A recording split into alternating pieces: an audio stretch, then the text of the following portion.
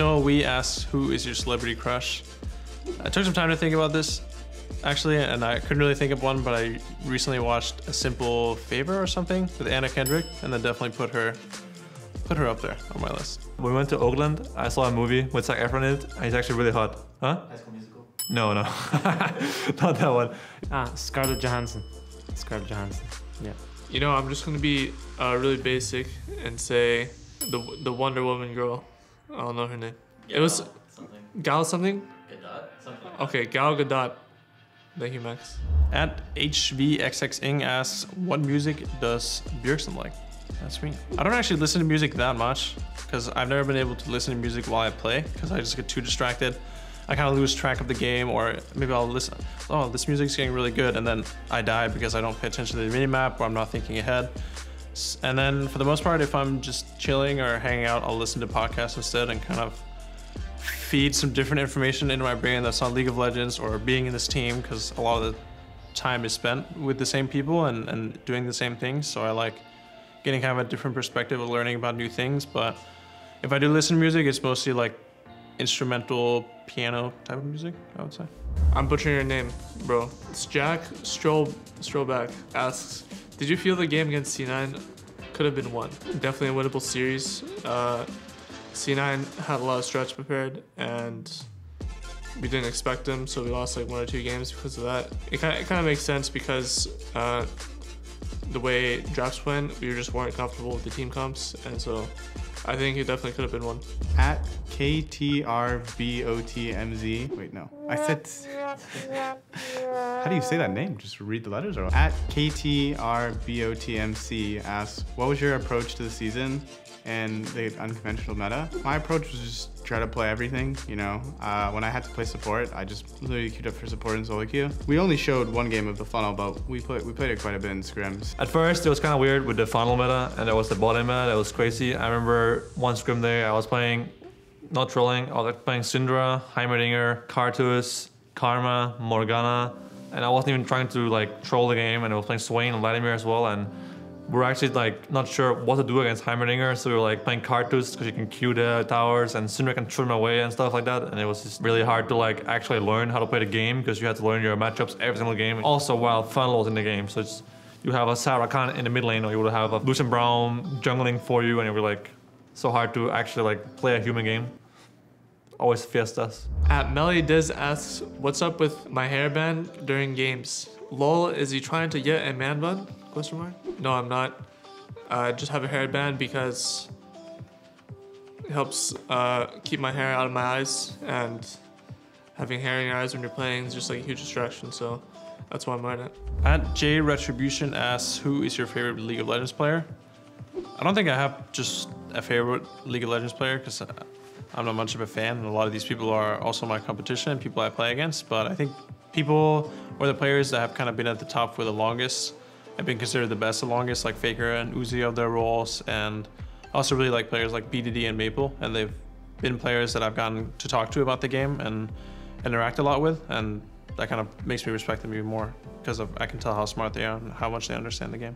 I mean, before I would say people in NALCS, but now I'm in LCS. I can't do that. That's just weird. Carsar, MLXG, that seems just really fun to watch. When I was not playing the game professionally, like when I was like in season 2 or something, I used to look at Doublelift and Hotshot GG. I thought they were really cool. I was watching streams on CLG website and stuff before like the whole Twitch TV exploded and stuff. And then in newer generations, I think I admire Bo Faker for his status in the league as the greatest of all time, and how it's kind of undisputed for so many years in a row that he's the greatest. And then nowadays I look at Uzi, I look at his VODs, how he plays, and I admire how good he is and how when the game is, Uzi's in the game, it's all about him always, and he's always, you know, been at the top of the game. He's been in finals of Worlds multiple years. He finally won a trophy after so many years, and he finally won MSI. You know, I can respect his career and how his fortitude of how he kept playing the game for so many years despite never winning anything. Ooh, my favorite League player is Andy Reginald Din.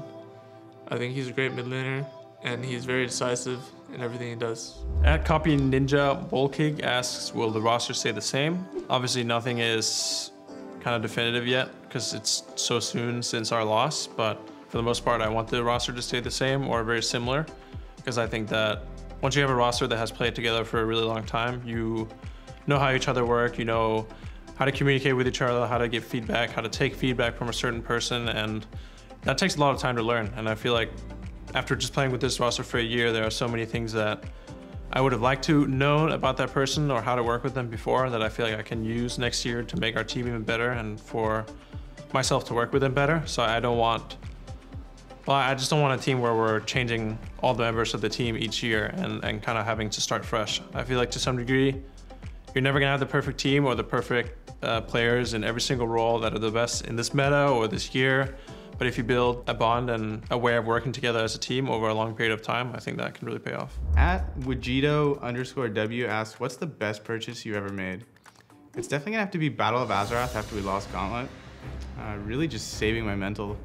I actually don't know. I don't buy many things. The only thing I buy regularly is food that I eat, so it's not really the best purchase, I guess. I think it's a very hard question because I can't think of all the purchases, but the most recent purchase that I think will pay off is I bought a house somewhere on the East Coast and I'm renting it out, so I think it's a pretty good purchase. I don't know if I can think of the best purchase I've ever made, but more recently in the last, 6 months or a year, I bought the most expensive Kindle to force myself to read more, and now I'm reading a lot, and I feel like it's a really good habit that I got into.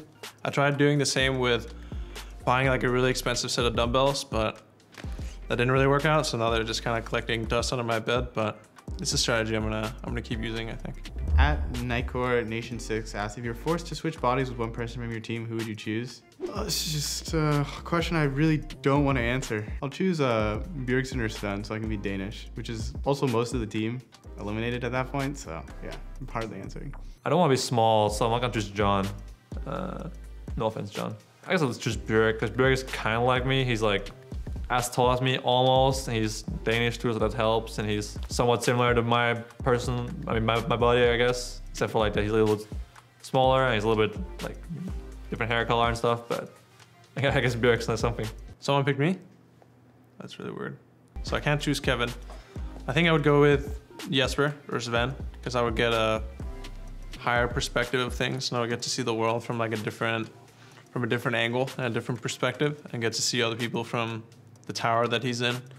Hopefully it would give me some like proponents of his brain, and I can see, I don't know, just how he grinds so much. He plays even more than me, and he's just a player that he's always playing solo queue no matter what. He's always trying really hard in solo queue and staying good mentally, which is why he's, I think, ranked 2 right now, because he's just so good at grinding. So I would just want to see how it is to be a grinder like that.